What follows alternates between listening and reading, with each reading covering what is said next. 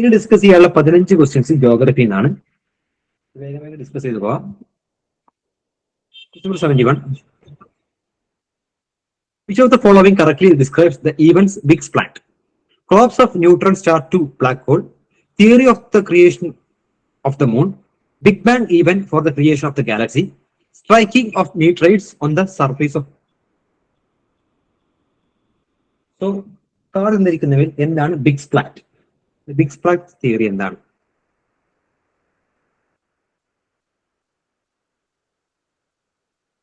Okay, so moon എങ്ങനെ ഉണ്ടായി? Moon എങ്ങനെ ഉണ്ടായിരുന്ന ധാരാളം തിയറികളുണ്ട്. അതിലൊരു തിയറിയാണ് ഇത് big span theory. Which means ഭൂമിയുടെ ആദ്യ കാലഘട്ടത്തിൽ മാർസിന്റെ ഒരു 3 മടങ്ങ് വലുപ്പമുള്ള ഒരു വസ്തു ഭൂമിയുമായി കൂട്ടിയിടിച്ചു. അങ്ങനെ ഭൂമിയുടെ ഒരു വലിയ ഭാഗം അടർന്നു മാറി. ആ അടർന്നു പോയ ഭാഗം ഭൂമിയെ ചുറ്റി കറങ്ങാൻ തുടങ്ങി. അങ്ങനെ അത് കാലക്രമേണ മൂണായിട്ട് മാറി എന്നാണ് പറയുന്നത്. ആ തിയറി പ്രതിപാദിക്കുന്ന തിയറിയാണ് theory of big splat. Okay, ഭൂമിയെ ഒന്നൊരു സാധനം ഇടിച്ചു, ഫലമായി ഭൂമിയുടെ ഒരു ഭാഗം അടർന്നുപോയി. ആ അടർന്നുപോയ ഭാഗം പതുക്കെ പതുക്കെ ഭൂമിയെ വളർത്താൻ തുടങ്ങി. അത് പിന്നീട് മൂണായി രൂപാന്തരപ്പെട്ടു എന്നാണ് ബിഗ് സ്പാൻ തിയറി പ്രതിപാദിക്കുന്നത്. സോ മൂണിന്റെ ക്രിയേഷനുമായി ബന്ധപ്പെട്ട തിയറിയാണ് ബിഗ് സ്പാൻ തിയറി. ഇവിടുത്തെ 72ാമത്തെ question. Choose the correct statement. Igneous rocks are crystalline in structure and may include some trace of fossils. 2. Plutonic igneous rocks are the ones that are cooled below the surface of the earth. 3. Marble, graphite, skids are the important examples of igneous rocks. Option A 1 and 3. Option B 2 only. Option C 2 and 3. Option D 3 only.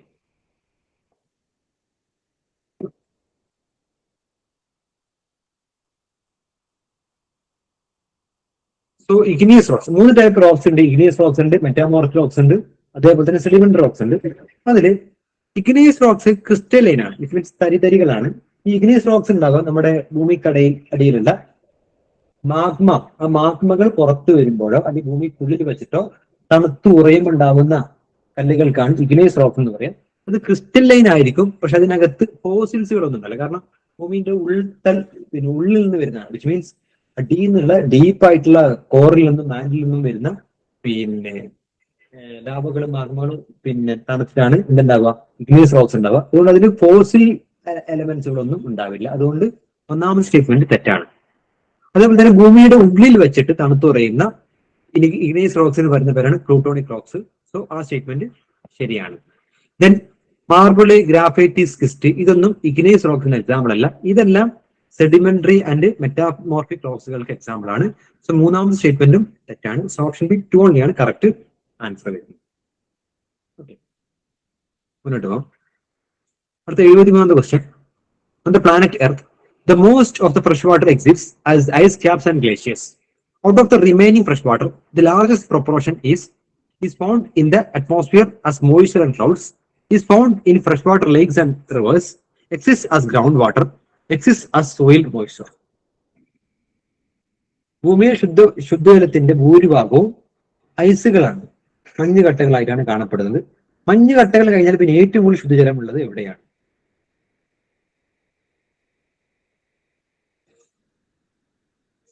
Okay, correct option C ground water ആട്ടോ. ഭൂമിയിൽ available ആയിട്ടുള്ള ജലത്തിന്റെ ആകെ 3% മാത്രമേ ശുദ്ധജലമുള്ളൂ. അതിൽ 2% എന്താണ് ice ഗ്യാപ്സുകളും glaciers ആയിട്ടും അന്റാർട്ടിക്കയിലും ആർട്ടിക്കയിലൊക്കെ കിടക്കാണ്. ബാക്കിയുള്ള ഇതിൽ ഏറ്റവും കൂടുതലുള്ളത് ഗ്രൗണ്ട് വാട്ടർ ആട്ടോ. ഭൂമിക്കുള്ളിലെ ജലമാണ്. ഐസ് കഴിഞ്ഞാൽ പിന്നെ ഏറ്റവും കൂടുതലുള്ളത്. ഓക്കെ, ക്ലിയർ അല്ല? മുന്നോട്ട് പോകാം. 74ാമത്തെ question. Choose the correct statement about mineral distributions of India. India is the largest exporter of the iron ore in the world. Karnataka has very rich deposits of high-grade iron ores. Option A 1 only. Option B 2 only. Option C both are on 2. Option D none of the above.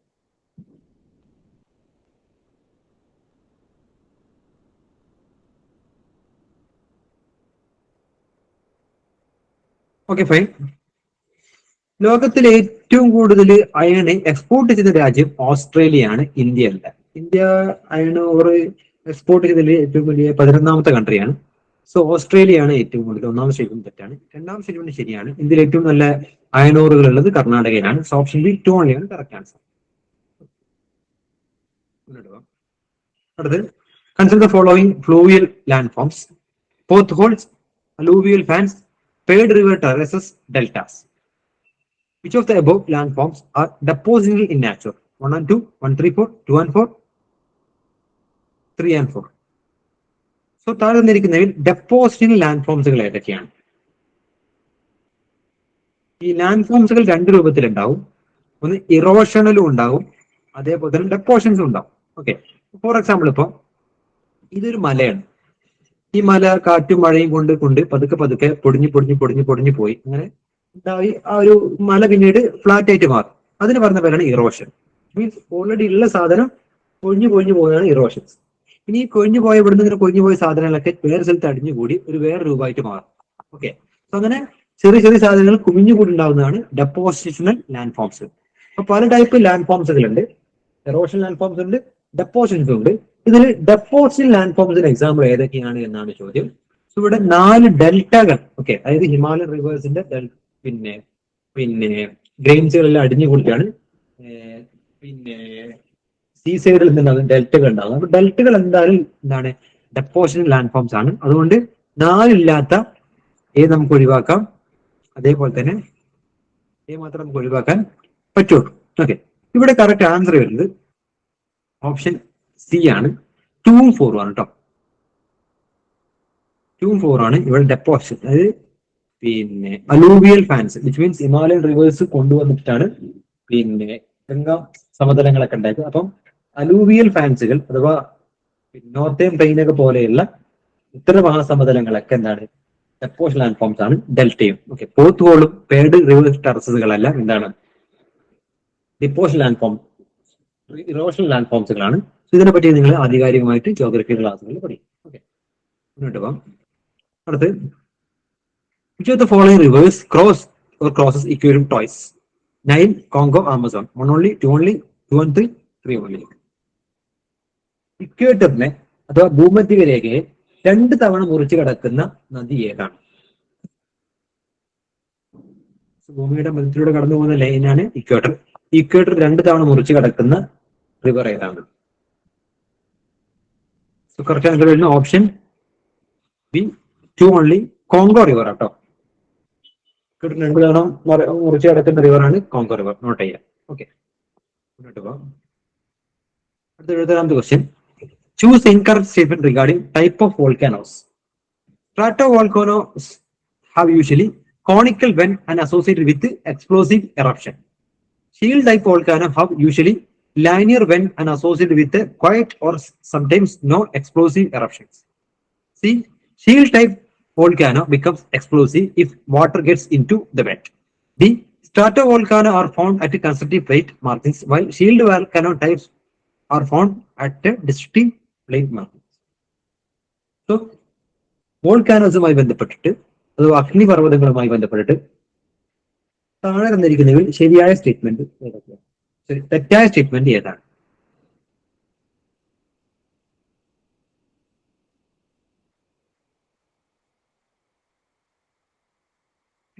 രണ്ട് type volcanoes ഉണ്ട്. സ്ട്രാറ്റോ volcanoes ഉണ്ട്, അതേപോലെ തന്നെ shield volcanoes ഉണ്ട്. ഈ സ്ട്രാറ്റോ വോൾക്കാനോസിന്റെ പ്രത്യേകത ഇതൊരു ഏകദേശം ഒരു കോൺ ഷേപ്പാണ്, ഈ ഒരു ആകൃതിയിലാണ്. നേരെ മറിച്ച് ഷീൽഡ് വോൾക്കാനോസ് ഏറെക്കുറെ ഒരു ഈ ഒരു ഷേപ്പാണ്, ഡോം ടൈപ്പ് ഷേപ്പാണ്. ഓക്കെ, സോ സ്ട്രാറ്റോ വോൾക്കാനോക്ക് ഒരു കോണിക്കൽ വെന്റ് ഉണ്ട്, അതേപോലെ നല്ല എക്സ്പ്ലോസീവ് ഇറോഷൻസ് അവിടെ നടക്കാറുണ്ട്. കാരണം ഇങ്ങനെ കോണ് പോലെ ആയതുകൊണ്ട് ഇതിലൂടെ വളരെ പെട്ടെന്ന് എന്ത് ചെയ്യും, സാധനം ലാവകളൊക്കെ ഒഴുകി വരും. ഒന്നാമത്തെ സ്റ്റേറ്റ്മെന്റ് ശരിയാണ്. രണ്ടാമത്തെ സ്റ്റേറ്റ്മെന്റ് ഷീൽഡ് വോൾക്കാനോ ഒരു ലൈനിയർ വെന്റേ ഉള്ളൂ, അതുകൊണ്ട് എക്സ്പ്ലോസീവ് ഇറപ്ഷൻസ് എല്ലാം കുറവാണ്. കാരണം ഇങ്ങനെ ഒരു ഏകദേശം ഒരു ഡോം ഷേപ്പ് ആയതുകൊണ്ട് തന്നെ പതുക്കെ പതുക്കെ എന്തിറങ്ങി വരുള്ളൂ, ഈ ലാവകളൊക്കെ ഇറങ്ങി വരുള്ളൂ. അതുകൊണ്ട് അതിന്റെ വോൾക്കാനിക് ഇറപ്ഷൻസ് കുറവാണ്. ഓക്കെ, അടുത്ത് പക്ഷെ ഷീൽഡ് വോൾക്കാനോസിൽ വെള്ളം വന്നു കഴിഞ്ഞാൽ വലിയ രൂപത്തിലെ പൊട്ടിത്തെറികളൊക്കെ ഉണ്ടാവും. സോ അത് ശരിയാണ്. നാലാമത്തെ സ്റ്റേറ്റ്മെന്റ് തെറ്റാണ്. ഈ സ്ട്രാറ്റോ വോൾക്കാനോ യൂഷ്വലി ഉണ്ടാവുക ഡിസ്ട്രക്റ്റീവ് പ്ലേറ്റിലും, അതേപോലെ തന്നെ ഷീൽഡ് വോൾക്കാനോസ് ഉണ്ടാവുക എവിടെയാണ്, കൺസ്ട്രക്റ്റീവ് പ്ലേറ്റിലുമാണ്. അതായത് രണ്ട് പ്ലേറ്റുകൾ പുറകെ പഠിക്കും, ഭൂമിക്കടിയിൽ പ്ലേറ്റുകൾ ഉണ്ട്. സോ രണ്ട് പ്ലേറ്റുകൾ നമ്മൾ കൂട്ടിയിടിക്കുമ്പോഴാണ് കൺസ്ട്രക്റ്റീവ് പ്ലേറ്റുകൾ ഉണ്ടാവുക. ഓൾറെഡി ഉള്ള പ്ലേറ്റുകൾ മുറിഞ്ഞ് രണ്ടായി പോകുന്നതാണ് ഡിസ്ട്രക്റ്റീവ് പ്ലേറ്റ് എന്ന് പറയുക. അപ്പൊ ഡിസ്ട്രക്റ്റീവ് പ്ലേറ്റുകളിലാണ് എന്തുണ്ടാവുക, സ്ട്രാറ്റോ വോൾക്കാനോസ് ഉണ്ടാവുക. അതേപോലെ തന്നെ കൺസ്ട്രക്റ്റീവ് പ്ലേറ്റുകളിലാണ് ഷീൽഡ് വോൾക്കാനോസ് ഉണ്ടാവുക. ഇവിടെ തന്നിരിക്കുന്നത് തിരിച്ചാണ്. ഓപ്ഷൻ ഡി ആണ് ഇവിടെ തെറ്റായിട്ടുള്ള സ്റ്റേറ്റ്മെന്റ്. ഓക്കെ അല്ലേ? ക്ലിയർ അല്ലേ? മുന്നോട്ട് പോകാം. അടുത്ത്, what is the correct sequence of gases found in the atmosphere on the base of the percentage in descending order? Nitrogen, oxygen, helium, carbon dioxide. Nitrogen, oxygen, carbon dioxide, argon. Nitrogen, oxygen, argon, carbon dioxide. Nitrogen, oxygen, methane, carbon dioxide.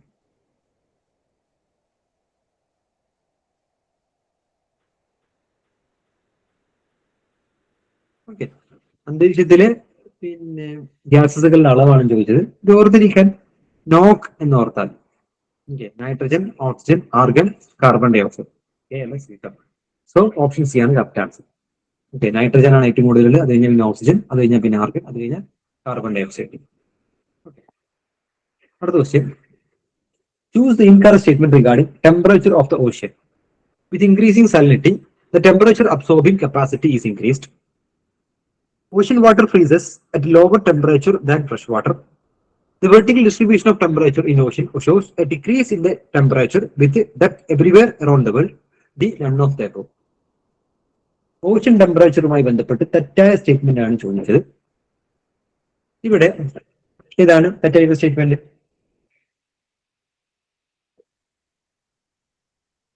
ഒന്നാമത്തെ statement ശരിയാണ്.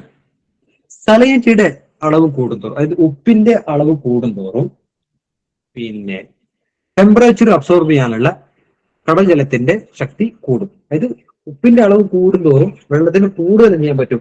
Temperature എന്ത് ചെയ്യാൻ പറ്റും? Absorb ചെയ്യാൻ പറ്റും. So സലൈനിറ്റിയും അതേപോലെ ടെമ്പറേച്ചറും എന്താണ്? Directly proportion ആണ്. സോ കടൽ ജലത്തിൽ ഉപ്പിന്റെ അംശം കൂടുന്തോറും കടൽ ജലത്തിന് ചൂട് അബ്സോർബ് ചെയ്യാനുള്ള, ടെമ്പറേച്ചർ അബ്സോർബ് ചെയ്യാനുള്ള കപ്പാസിറ്റി കൂടും. സ്വന്തം സ്റ്റേറ്റ്മെന്റ് ശരിയാണ്.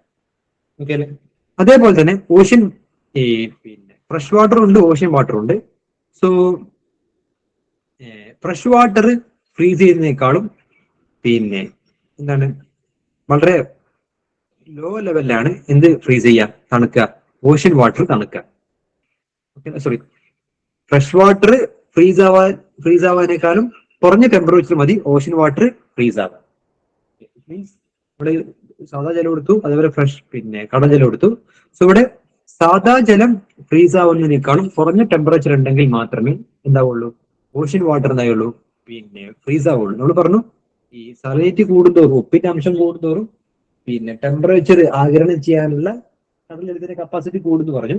അതുകൊണ്ട് തന്നെ വളരെ കുറഞ്ഞ സാധാ ജലം ഫ്രീസ് ആവുന്നതിനേക്കാളും കുറഞ്ഞ ടെമ്പറേച്ചർ വന്നു കഴിഞ്ഞാൽ മാത്രമേ കടൽ ജലം എന്താവുള്ളൂ? ഫ്രീസ് ആവുള്ളൂ. സോ ഒന്നും രണ്ടും ശരിയാണ്. പക്ഷെ മൂന്നാമത്തെ സ്റ്റേറ്റ്മെന്റ് തെറ്റാണ്. അതായത് യൂഷ്വലി ഉള്ള ഒരു തിയറി, കടൽ ജലത്തിൽ നിന്നും താഴോട്ടേക്ക് പോകും തോറും ടെമ്പറേച്ചർ കുറയും. ശരി തന്നെയാണ്. പക്ഷെ എല്ലായിടത്തും അങ്ങനെയാണെന്ന് അങ്ങനെയല്ല. അന്റാർട്ടിക്കിലും ആർട്ടിക്കിലും നമുക്കറിയാം മുകളിൽ എന്താണ്? മഞ്ഞുപാളികളാണ്. സോ അതുകൊണ്ട് തന്നെ അവിടെയുള്ള ട്രെൻഡ് എന്ന് വെച്ചാൽ ഒരു നിശ്ചിത ദൂരം വരെ താഴോട്ടേക്ക് പോകും തോറും ചൂട് കൂടിക്കൊണ്ടേയിരിക്കും. കാരണം ഐസിനോട് ചേർന്ന ഭാഗത്ത് കൂടുതൽ തണുപ്പായിരിക്കും. സോ മുകളിൽ നിന്നും താഴോട്ടേക്ക് വരുന്നവരും ചൂട് കൂടിക്കൊണ്ടിരിക്കും ഒരു പരിധി വരെ. ഓക്കെ, അപ്പൊ യൂഷ്വലി എല്ലായിടത്തും കാണുന്ന രീതി കടൽ ജലം താഴോട്ടേക്ക് പോകും തോറും എന്ത് കൂടും? തണുപ്പ് കൂടും. പക്ഷെ ഇത് ആർട്ടിക്കിന്റെ കേസിലും അന്റാർട്ടിക്കിന്റെ കേസിലും പോസിബിൾ അല്ല. പോളാർ റീജിയൻസിൽ ആപ്ലിക്കബിൾ അല്ല. പോളാർ റീജിയൻസിൽ കടൽ ജലത്തിന്റെ മുകളിലാണ് എന്തുണ്ടാവുക? ഐസ് ഉണ്ടാവുക. അപ്പൊ ആ ഐസിനോട് ചേർന്ന ഭാഗത്താണ് കൂടുതൽ തണുപ്പുണ്ടാവുക. ഓക്കെ, മുകളിൽ നിന്ന് താഴോട്ടേക്ക് വരുന്നവരും എന്ത് ചെയ്യും? ചൂട് കൂടിക്കൊണ്ടേയിരിക്കും. സോ എല്ലായിടത്തും ഒരേപോലെയാണെന്ന് പറഞ്ഞുകൊണ്ട് ഓപ്ഷൻ സി ആണ് ഇവിടെ തെറ്റ്. ഓക്കെ അല്ലേ? ക്ലിയർ അല്ലേ? മുന്നോട്ട് പോകാം. അടുത്ത 9ാമത്തെ question, choose the correct regarding extra tropical cyclones. Extra tropical സൈക്ലോണുമായി ബന്ധപ്പെട്ട് ശരിയായ statement. They are thermally induced low pressure areas which move from west to east. They are initiated with the creation of an intruder front in the mid latitudes. They cover a small geographical area and inflict maximum damage to it. These cyclones have the capacity to originate on the land surface. So, extra tropical cyclones ബന്ധപ്പെട്ടിട്ട് ശരിയായ statement എന്താണ്? ശ്രദ്ധിക്കുക, 2 type cyclone ഉള്ളത്. ഒന്ന് tropical cyclones ഉണ്ട്, അതേപോലെ തന്നെ temperate cyclones ഉണ്ട്. ഈ ടെമ്പറേറ്റ് സൈക്ലോണിന്റെ മറ്റൊരു പേരാണ് എക്സ്ട്രാ ട്രോപ്പിക്കൽ സൈക്ലോൺ. ഈ ട്രോപ്പിക്കൽ സൈക്ലോൺസ് ട്രോപ്പിക്സിലാണ് ഉണ്ടാവുക. വിച്ച് മീൻസ് എന്താണ്? ഇക്വേറ്റർ എങ്കിൽ 30 ഡിഗ്രി ഇക്വേറ്ററിന് 30 ഡിഗ്രി നോർത്തിനും 30 ഡിഗ്രി സൗത്തിനും നമ്മൾ പറയുന്ന പേരാണ് ട്രോപ്പിക്സ്. ഇവിടെ സൂര്യപ്രകാശം നേരിട്ട് പതിക്കുന്ന സ്ഥലമാണ്. സോ ഇവിടെ ഫോം ചെയ്യുന്ന സൈക്ലോൺസിന് പറഞ്ഞ പേരാണ് എന്താണ് ട്രോപ്പിക്കൽ സൈക്ലോൺസ്. ഇനി 30 ഡിഗ്രിക്ക് മുകളിൽ സംഭവിക്കുന്ന 30 ഡിഗ്രി നോർത്തിനും 30 ഡിഗ്രി സൗത്തിനും അപ്പുറത്തേക്ക് സംഭവിക്കുന്ന സൈക്ലോൺസിന് പറയുന്ന പേരാണ് ടെമ്പറേറ്റ് സൈക്ലോൺസ് അല്ലെങ്കിൽ എക്സ്ട്രാ ട്രോപ്പിക്കൽ സൈക്ലോൺസ്. ഓക്കെ, അപ്പൊ ഹൈ ലാറ്റിറ്റ്യൂഡ്സിൽ അല്ലെങ്കിൽ മിഡ് ലാറ്റിറ്റ്യൂഡ്സിലാണ് ടെമ്പറേറ്റ് സൈക്ലോൺസ് ഫോം ചെയ്യുക. ഈ ടെമ്പറേറ്റ് സൈക്ലോൺസിന്റെ പ്രത്യേകത ഒന്ന് എന്താണ്, അത് വെസ്റ്റിൽ നിന്നും ഈസ്റ്റിലോട്ടല്ല, മറിച്ച് ഈസ്റ്റിൽ നിന്നും വെസ്റ്റിലോട്ടേക്കാണ് എന്താകുന്നത്, മൂവ് ചെയ്യുന്നത്. ഈസ്റ്റിൽ നിന്നും വെസ്റ്റിലോട്ടേക്കാണ് ടെമ്പറേറ്റ് സൈക്ലോൺ എന്ത് ചെയ്യുന്നത്, മൂവ് ചെയ്യുന്നത്. അതുകൊണ്ട് ഒന്നാം സ്റ്റേറ്റ്മെന്റ് തെറ്റാണ്. ദെൻ രണ്ടാമത്തത്, they are initiated with the creation of an occluded front. അതായത് 3 ഫ്രണ്ടുകളുണ്ട്. വാം ഫ്രണ്ട് ഉണ്ട്. ഈ ഫ്രണ്ട് എന്ന് പറഞ്ഞാല് പിന്നെ എയർ മാസ് ആട്ടോ. ഓക്കെ, വാം ഫ്രണ്ട് ഉണ്ട്, ചൂട് കാറ്റുണ്ട്. അതേപോലെ തന്നെ കോൾഡ് ഫ്രണ്ട് ഉണ്ട്. അതേപോലെ തന്നെ ഒക്ലൂഡർ ഫ്രണ്ട് ഉണ്ട്. ഈ വാം ഫ്രണ്ട് പറഞ്ഞാൽ ചൂടുള്ള ഒരു പിന്നെ എയർ പോക്കറ്റ് ആണ്. കോൾഡ് ഫ്രണ്ട് എന്ന് പറഞ്ഞാൽ തണുത്ത എയർ പോക്കറ്റ് ആണ്. ഒക്ലൂഡർ എന്ന് പറഞ്ഞു കഴിഞ്ഞാൽ രണ്ടും കൂടി മിക്സ് ചെയ്തിട്ടുള്ള ഒരു ഫോം ആണ്. ഓക്കെ, അപ്പൊ ഈ എക്സ്ട്രാ ട്രോപ്പിക്കൽ സൈക്ലോൺ, ടെമ്പറേറ്റ് സൈക്ലോണിന്റെ തുടക്കത്തിൽ ഒക്ലൂഡർ ഫ്രണ്ട് ഉണ്ടാവും എന്നാണ് പറയുന്നത്. ഇത് തെറ്റാണ്. ഈ യൂഷ്വലി ഉണ്ടാവുക ഈ ടെമ്പറേറ്റ് സൈക്ലോണിന്റെ അവസാന സമയത്താണ് എന്തുണ്ടാവുക, ഒക്ലൂഡർ ഫ്രണ്ട് സംഭവിക്കുക. സോ രണ്ടാമത്തെ സ്റ്റേറ്റ്മെന്റും തെറ്റാണ്.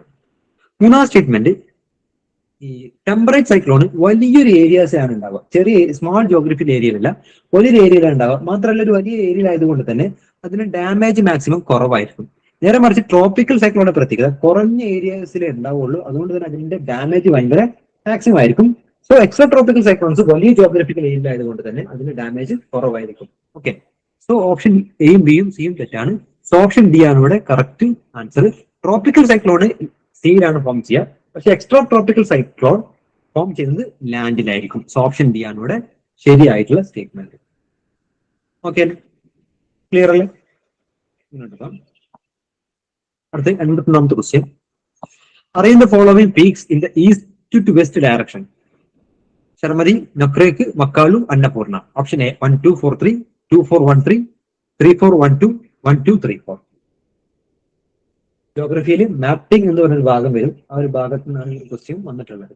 ഇന്ത്യയിലെ കുറച്ച് പീക്സുകളുണ്ട്. ആ പീക്സുകളെ ഈസ്റ്റിൽ നിന്നും വെസ്റ്റിലോട്ടേക്ക് അറേഞ്ച് ചെയ്യാനാണ് പറഞ്ഞത്. കറക്റ്റ് ആൻസർ വരുന്ന ഓപ്ഷൻ ഡി 1 2 3 4 ആണ് കേട്ടോ. സോ ശർമതി സ്ഥിതി ചെയ്യുന്നത് നാഗാലാൻഡിലാണ്. നൊക്രേക്ക് സ്ഥിതി ചെയ്യുന്നത് മേഘാലയയിലും. അതേപോലെ തന്നെ മെക്കാളു സ്ഥിതി ചെയ്യുന്നത് നേപ്പാളിലും. അതേപോലെ തന്നെ അന്നപൂർണ്ണ സ്ഥിതി ചെയ്യുന്നത് നേപ്പാളിൽ മെക്കാളൂര് വെസ്റ്റിലായിക്കൊണ്ടാണ്. സോ ഓപ്ഷൻ ഡി 1 2 3 4 ആണ് കറക്റ്റ് ആൻസർ. ഓക്കെ, ജോഗ്രഫിയിൽ മാപ്പിംഗ് എന്ന് പറയുന്ന ഭാഗത്ത് ഇത് പഠിക്കും. ഓക്കെ, അടുത്ത് 82ാമത്തെ ക്വസ്റ്റ്യൻ.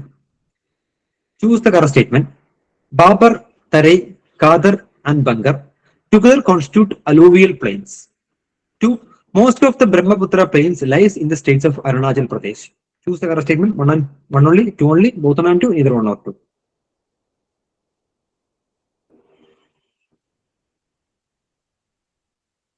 Okay. അതായത് നമ്മുടെ ഇന്ത്യയുടെ ജോഗ്രഫിക്കൽ ലാൻഡ്മാർക്സ് നോക്കുകയാണെങ്കിൽ ഇവിടെ ഹിമാലയം കഴിഞ്ഞു പോകും.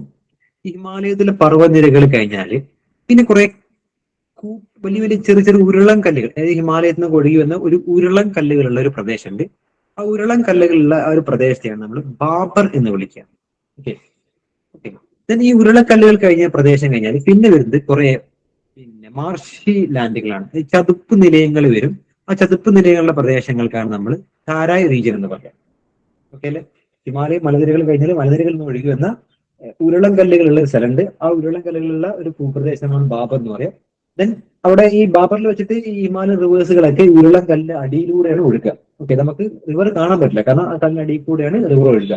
ഓക്കെ, അത് കഴിഞ്ഞാൽ ഈ റിവർ ചെല്ലുന്ന സ്ഥലമാണ് തരായ് റീജിയൻ. അവിടെ ഈ ചതുപ്പ് നിലയങ്ങളൊക്കെയാണ് ഉണ്ടാവുക. ഓക്കെ, ഈ തരായിക്ക് താഴെയാണ് എന്തുണ്ടാവുക, നോർത്തേൺ പ്ലെയിൻ അഥവാ സമതലങ്ങൾ വരുന്നത്. ഈ സമതലങ്ങൾ രണ്ട് ടൈപ്പിലുണ്ട്, കാദറും ഉണ്ട് ബങ്കറും ഉണ്ട്. ഓക്കെ, കാദർ എന്ന് പറഞ്ഞു കഴിഞ്ഞാൽ പഴയ ഓൾഡ് ഡെപ്പോസിറ്റ് ആണ്. ബങ്കർ എന്ന് പറഞ്ഞു കഴിഞ്ഞാൽ അത് ഒരു നദി ഒഴുകുന്നുണ്ടെങ്കിൽ നദിയോട് ചേർന്ന് കിടക്കുന്ന സ്ഥലത്ത് നദി എന്ത് ചെയ്യും, ഹിമാലയത്തിൽ നിന്ന് ഡെപ്പോസിറ്റ് കൊണ്ടുവരും. ആ ഡെപ്പോസിറ്റ് പിന്നീട് പതുക്കെ പതുക്കെ പുതിയത് വരുമ്പോൾ പഴയത് ഇങ്ങോട്ടേക്ക് നീങ്ങി പോകും. അങ്ങനെ പഴയ ഡിപ്പോസിറ്റുകൾക്ക് പറയുന്ന പേരാണ് ബങ്കർ, പുതിയതിന് പറയുന്ന പേരാണ് കാദർ. ഓക്കെ അല്ലെ?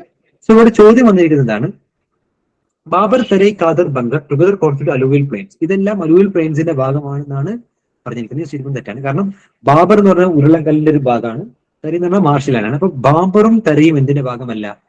അലൂവിയൽ പ്ലെയിൻസിന്റെ ഭാഗമല്ല, മറിച്ച് കാദറും ബങ്കറും എന്തിന്റെ ഭാഗമാണ്? കാദറും ബങ്കറും പിന്നെ നോർത്തേൺ പ്ലെയിൻസിന്റെ ഭാഗമാണ്.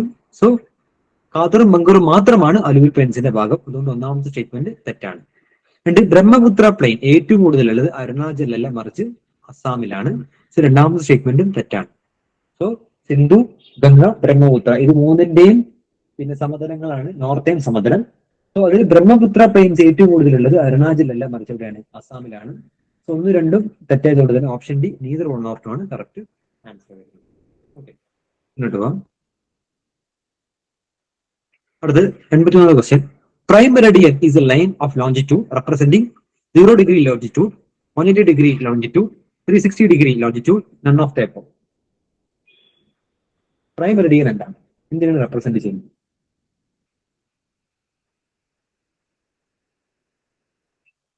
Okay fine. 0 ഡിഗ്രി ലോഞ്ചിറ്റ്യൂഡിനെയാണ് റെപ്രസെന്റ് ചെയ്യുന്നത്. എക്സ്ട്രാ പറയേണ്ട കാര്യമൊന്നുമില്ല, നമുക്ക് അറിയുന്ന കാര്യം തന്നെയാണ്. അതിന് നേരെ ഓപ്പോസിറ്റ് 180 ഡിഗ്രിയിലാണ് ഉള്ളത് ഇന്റർനാഷണൽ ഡേറ്റ് ലൈൻ ഉള്ളത്. ഓക്കെ, അടുത്ത് 84ാമത്തെ question. Which of the following are the best flowing rivers? Kalindi, Periyar, Mahanadi, Palar. 1 and 2, 1, 3, 2 and 4, 3 and 4. വെസ്റ്റിലോട്ടേക്ക് ഒഴുകുന്ന നദികൾ ഏതൊക്കെയാണ്? നമുക്കറിയാം പെരിയാർ കേരളത്തിലെ റിവറാണ്. വെസ്റ്റേൺ ഗാർഡ്സ് ഉത്ഭവിച്ച് ബേ ഓഫ് ബംഗാൾ അറബിക്കടലിൽ പതിക്കുന്ന റിവറാണ് പെരിയാർ. അതുപോലെ മഹാനദി ഇല്ലല്ലോ, ഒഴുകുന്ന റിവറാണ്. സോ എന്തായാലും പെരിയാറുണ്ട്. പെരിയാറില്ലാത്തത് കൊണ്ട് തന്നെ നമുക്ക് എന്താക്കാം? ബിയും ഡിയും ഒഴിവാക്കാം. സോ 1 and 2 ഉണ്ട്, 2 and 4 ഉണ്ട്. സോ ഇതില് കാളിന്തി പിന്നെ വെസ്റ്റ് ബംഗാൾ റിവറാണ്. കാളിന്തി ഒഴുകുന്നത് ബേ ഓഫ് ബംഗാളിലേക്കാണ്. സോ അതുകൊണ്ട് ഒന്നും തെറ്റാണ്. സോ മഹാനദി ഓക്കെ, ഇവിടെ കറക്റ്റ് ആൻസർ ഇല്ല കേട്ടോ. കാളിന്തി, അതേപോലെ തന്നെ മഹാനദി, അതേപോലെ തന്നെ പാലാറ്, ഇത് മൂന്നും ഈസ്റ്റിലോട്ടേക്ക് ഒഴുകുന്ന നദിയാണ്. വെസ്റ്റിലോട്ടേക്ക് ഒഴുകുന്ന ഏക നദി പെരിയാറ് മാത്രമാണ് കേട്ടോ. സോ ഇവിടെ 2 only എന്നൊരു ഓപ്ഷൻ ഇല്ലാത്തതുകൊണ്ട് ഈ ക്വസ്റ്റൻ നമുക്ക് എന്ത് ചെയ്യാം? ക്യാൻസൽ ചെയ്യാം. അടുത്ത 85ാമത്തെ question. They are generally sandy in structure and saline in nature. Due to dry climate, high temperature and accelerated evaporation, they lack moisture and humus. It is characteristically developed in western Rajasthan. These soils are poor and contain little humus and organic matter. This is the descriptions of saline soil, arid soil, laterite soil, forest soil. മണ്ണിൽ saline nature ഉപ്പിന്റെ അംശം വളരെ കൂടുതലാണ്. Dry climate മൂലം എന്താണ്? ധാരാളം evaporation നടക്കുന്നുണ്ട്. അതായത് ചൂടുള്ള കാലാവസ്ഥ മൂലം മണ്ണിൽ ധാരാളം പിന്നെ ഇവാപൊറേഷൻ നടക്കുന്നുണ്ട്. ആ മണ്ണില് മോയ്സ്ചറോ ഹ്യൂമസോ ഒന്നുമില്ല. പ്രധാനമായിട്ട് ഈ മണ്ണ് കാണപ്പെടുന്നത് രാജസ്ഥാനിലാണ്. ഹ്യൂമസ് കണ്ടൻസ് ഒന്നും ഇല്ലാത്തത് കൊണ്ട് തന്നെ പിന്നെ കൃഷിക്കൊന്നും പറ്റിയ മണ്ണല്ല. ഈ മണ്ണ് ഏതാണ്? ഇന്ത്യയിലെ മണ്ണിനങ്ങളും അത് ജോഗ്രഫിക്കൽ ഏരിയയും അറിഞ്ഞിരിക്കണം. ഇവിടെ കറക്റ്റ് ആൻസർ വരുന്നത് ഓപ്ഷൻ ബി അരിഡ് സോയിൽ ആണ് കേട്ടോ. പല ടൈപ്പ് സോയിൽ ഉണ്ട്. ലാറ്ററൽ സോയിൽ ഉണ്ട്, ഫോറസ്റ്റ് സോയിൽ ഉണ്ട്, ഓക്കെ, അതേപോലെ തന്നെ ബ്ലാക്ക് സോയിൽ ഉണ്ട്, റെഡ് സോയിൽ ഉണ്ട്. Okay, there are different types of soil. ഈ സോയിൽസിന്റെ പ്രത്യേകതകളും അതിന്റെ ജോഗ്രഫിക്കൽ റീജിയൻസും അറിഞ്ഞിരിക്കണം. രാജസ്ഥാനിലെ മരുഭൂമിയിൽ കാണപ്പെടുന്ന വരണ്ട മണ്ണിനെ പറയുന്ന പേരാണ് arid soil. Okay, that's about geography.